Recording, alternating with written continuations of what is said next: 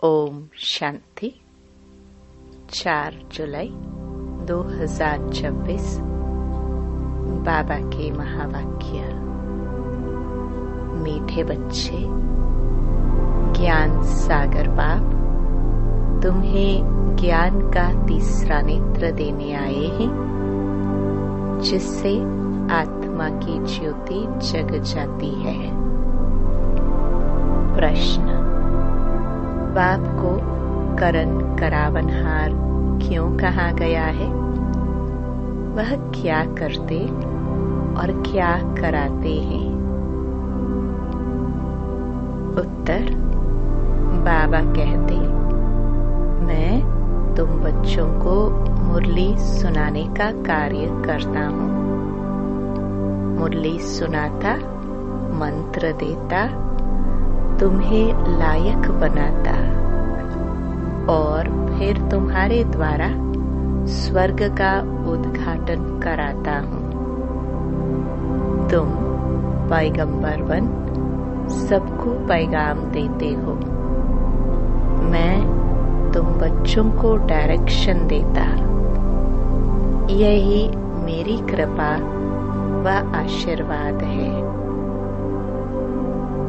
गीत: कौन आज आया सवेरे सवेरे।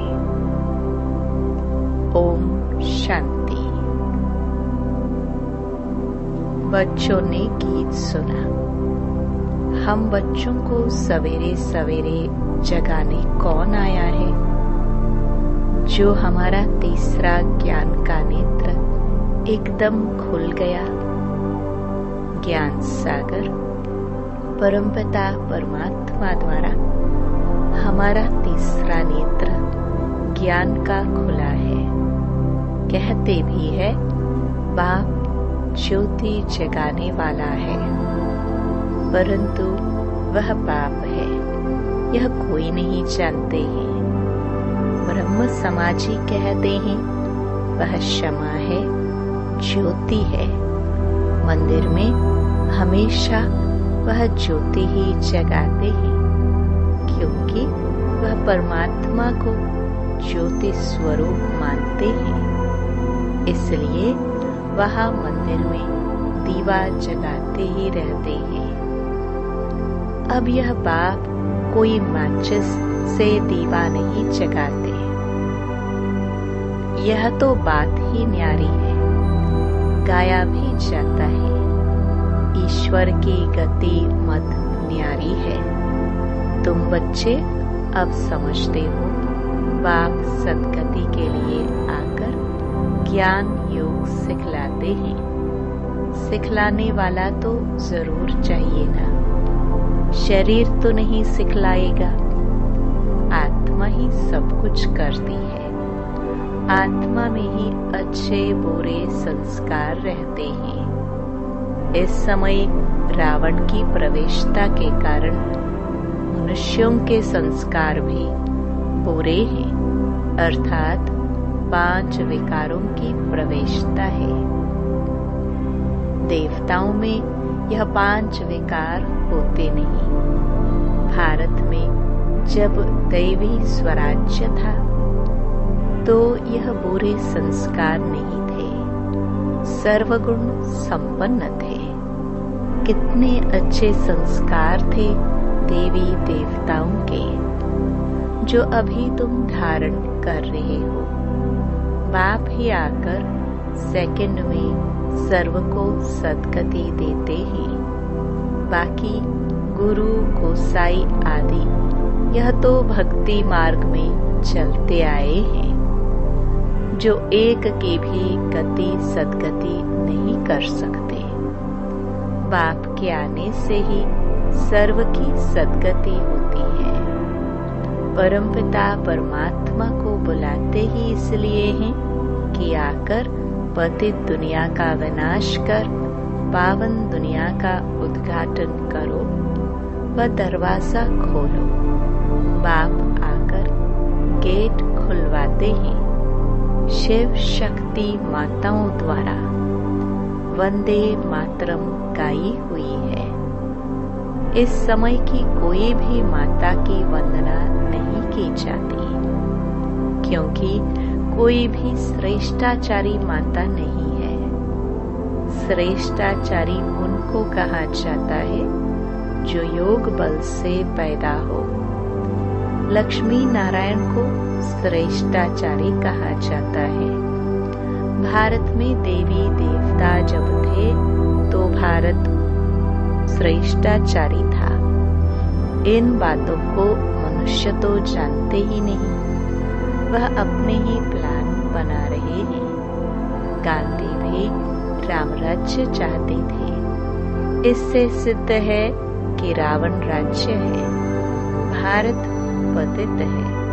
परंतु राम राज्य स्थापन करने के लिए तो बेहद का बापूजी चाहिए, जो राम राज्य की स्थापना और रावण राज्य का विनाश करे। बच्चे जानते हैं रावण राज्य को अब आग लगनी है। सभी आत्माएं अज्ञान अंधेरे में सोए हुए हैं। तुम जानते हो, हम भी सोए हुए थे, बाप ने आकर जगाया है। भक्ति की रात पूरी हुई, दिन शुरू होता है। रात पूरी हो, अब दिन हो रहा है। बाप संगम पर आया हुआ है। बच्चों को दिव्य दृष्टि और ज्ञान का तीसरा नेत्र देते हैं, जिससे तुम सारे विश्व को जान चुके हो। तुम्हारी बुद्धि में बैठा हुआ है कि यह बना बनाया अविनाशी ड्रामा है जो फिरता ही रहता है। अभी तुम कितना जाग गए हो। सारी दुनिया सोई हुई है। अभी तुम बच्चों को सारे विश्व के आदि मध्य अंत, मूल वतन, सूक्ष्म वतन, स्थूल वतन का पता है। बाकी सारी दुनिया कुंभकर्ण की अज्ञान नींद में सोई हुई है। यह किसको पता नहीं कि पतित पावन कौन है। पुकारते हैं, हे पतित पावन आओ। यह नहीं कहते कि आकर सृष्टि के आदि मध्य अंत का राज समझाओ। बाप कहते हैं, तुम इस सृष्टि चक्र को समझने से ही चक्रवर्ती राजा बनते हो, याद से ही पावन बनते हो। यह भी जानते हो विनाश सामने खड़ा है, लड़ाई भी होनी है। बाकी कौरवों पांडवों की लड़ाई नहीं हुई। पांडव कौन थे यह भी किसको पता नहीं। सेना आदि की कोई बात ही नहीं। तुम्हारी तरफ है साक्षात पारलौकिक परम पिता। उस बाप से ही वर्षा मिलता है। तुम जान गए हो, श्री कृष्ण की आत्मा 84 जन्म भोग अब फिर बाप से वर्षा ले रही है। वर्ल्ड की हिस्ट्री ज्योग्राफी रिपीट होती है। अब तुम बच्चों को विनाश के पहले सतो प्रधान जरूर बनना है। गृहस्थ व्यवहार में रहते कमल फूल समान पवित्र रहना है। गाया भी हुआ है भगवानुवाच, गृहस्थ व्यवहार में रहते या एक जन्म पवित्र बनो। पास्ट इज पास्ट, यह तो ड्रामा में नोंद है। सृष्टि को सतो प्रधान बनना ही है। यह ड्रामा की भावी है, ईश्वर की भावी नहीं। ड्रामा की भावी ऐसी बनी हुई है। सो बाप बैठ समझाते हैं। आधा कल्प जब पूरा होता है तब बाप आते हैं। बाप कहते हैं, जब रात पूरी हो दिन शुरू होता है तब ही मैं आता हूँ। शिवरात्रि भी कहते हैं ना, शिव के पुजारी शिवरात्रि को मनाते हैं। गवर्नमेंट ने तो हॉलीडे भी बंद कर दिया है। नहीं तो कम से कम 1 मास हॉलीडे चलनी चाहिए। कोई को भी पता नहीं शिव बाबा सर्व की सद्गति करने वाला है। वही सर्व का दुख हरता सुख करता है। उनकी जयंती तो बड़े धूमधाम से 1 मास सब धर्म वालों को मनानी चाहिए। खास भारत को बाप डायरेक्ट आकर सद्गति देते हैं। जब भारत स्वर्ग था तो देवी देवताओं का राज्य था। उस समय और कोई धर्म ही नहीं थे। देवताएं विश्व के मालिक थे। कोई पार्टीशन आदि नहीं थे। इसलिए कहा जाता है अटल अखंड सुख शांति संपत्ति का दैवी राज्य फिर से हम प्राप्त कर रहे हैं। बेहद के बाप से बेहद का वर्षा 5000 वर्ष पहले भी मिला था। सूर्यवंशी चंद्रवंशी राज्य में कोई दुख का नाम नहीं था। गाया भी जाता है राम राजा राम प्रजा राम शाहूकार। वहाँ अधर्म की कोई बात नहीं। बाबा ने तुम्हें ब्रह्मा और विष्णु के बारे में भी समझाया है कि इन दोनों का आपस में क्या संबंध है। ब्रह्मा की नाभि से विष्णु निकला। यह कैसे वंडरफुल चित्र बनाया है। बाप समझाते हैं यह लक्ष्मी नारायण ही अंत में आकर ब्रह्मा सरस्वती जगदम्बा जगत पिता बनते हैं, जो दोनों फिर विष्णु अर्थात लक्ष्मी नारायण बनते हैं।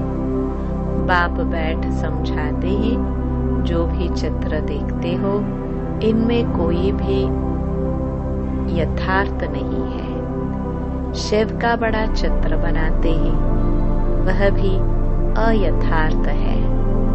भक्ति के कारण बड़ा बनाया है, नहीं तो बिंदी की पूजा कैसे हो सकती।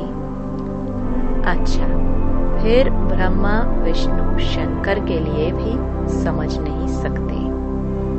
त्रिमूर्ति ब्रह्मा कह देते हैं, ब्रह्मा द्वारा स्थापना विष्णु द्वारा पालना।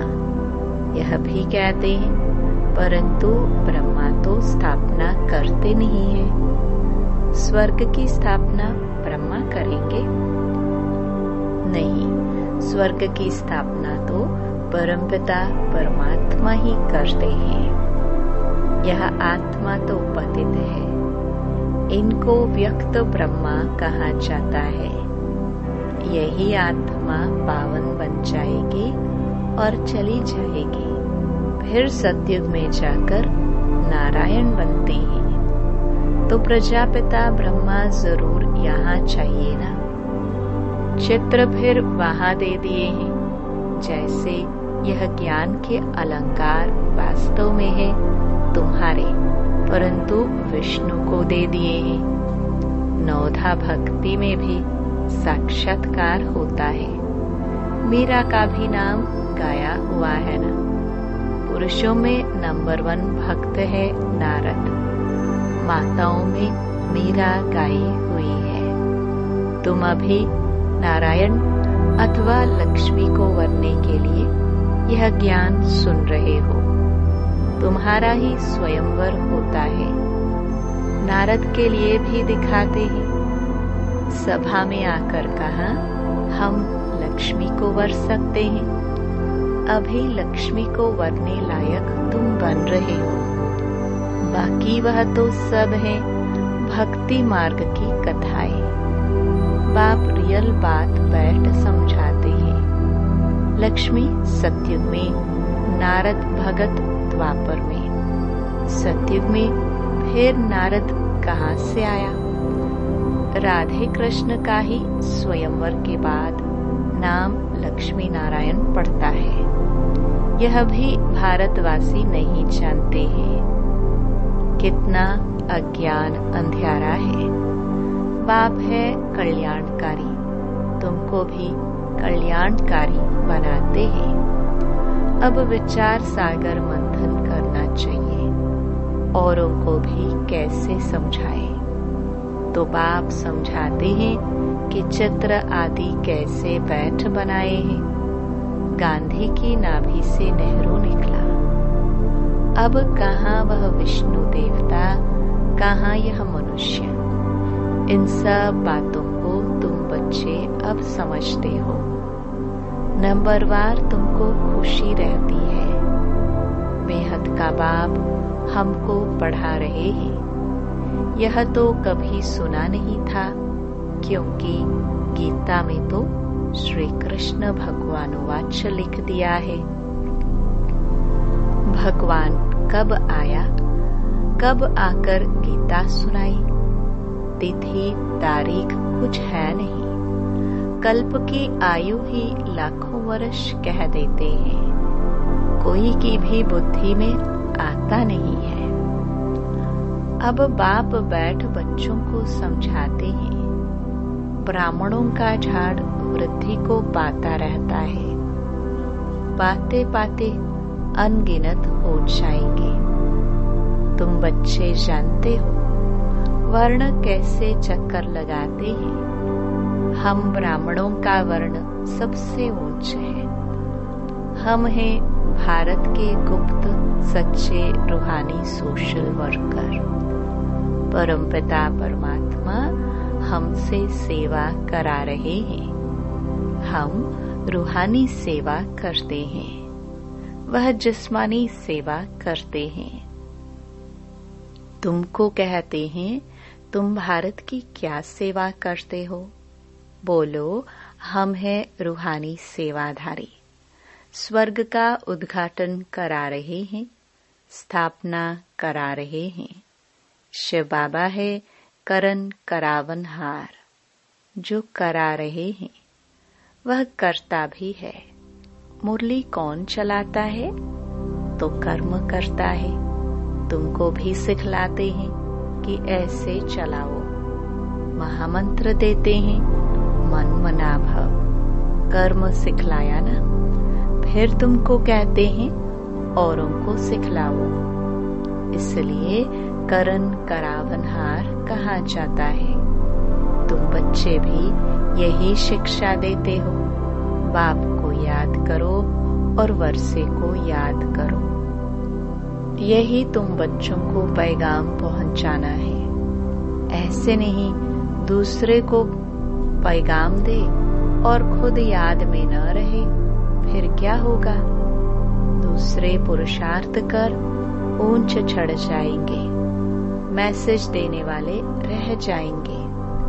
याद का पुरुषार्थ न करने से इतना ऊंच पद नहीं पाते हैं। दूसरे याद की यात्रा से पावन बन जाते हैं। जैसे बाबा बांधेलियों का मिसाल देते हैं। वह याद में जाती रहती है, बिगर देखे भी पत्र लिखती है। बाबा, हम आपके हो चुके हैं, हम पवित्र जरूर रहेंगे। तुम बच्चों की है बाप से प्रीत बुद्धि। तुम्हारी ही माला बनी हुई है।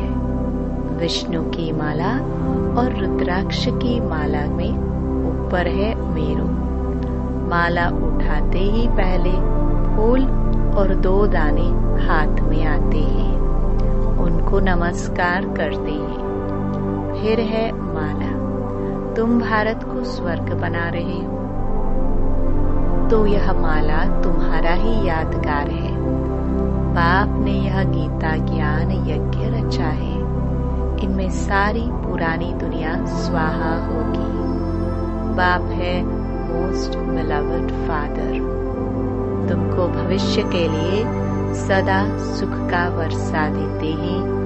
21 जन्म के लिए जिन्होंने कल्प पहले वर्षा दिया है, वह जरूर आएंगे ड्रामा प्लान अनुसार। बाप कहते हैं, बच्चे, सुख धाम चलना है तो पवित्र बनना है। मेरे को याद करो, मांगना कुछ भी नहीं है कि कृपा करो व मदद करो। नहीं, हम तो सबको मदद करते हैं। पुरुषार्थ तो तुमको करना है, आशीर्वाद की बात नहीं। बाप कहते हैं मामेकम याद करो। याद करना तुम्हारा काम है, डायरेक्शन देना यही कृपा है। बाकी तो भल खाओ पियो घूमो फिरो, तुम्हें पवित्र भोजन ही खाना है। हम देवी देवता बनते हैं, वहाँ प्याज आदि थोड़े होगा। यह सब यहाँ छोड़ना है। यह चीजें वहाँ होती नहीं, बीज ही नहीं है। जैसे सत्युग में बीमारी आदि होती नहीं, अभी देखो कितनी बीमारियां निकली है। वहाँ तमोगुणी कोई चीज होती नहीं, हर चीज सतो प्रधान। यहाँ देखो मनुष्य क्या क्या खाते हैं। अब बाप बच्चों को कहते हैं मुझे याद करो और संग तोड़ मुझ संग जोड़ो तो तुम पावन बन जाएंगे। अच्छा, मीठे मीठे से खिलते बच्चों प्रति मात पिता बाप दादा का याद प्यार और गुड मॉर्निंग। रूहानी बाप की रूहानी बच्चों को नमस्ते।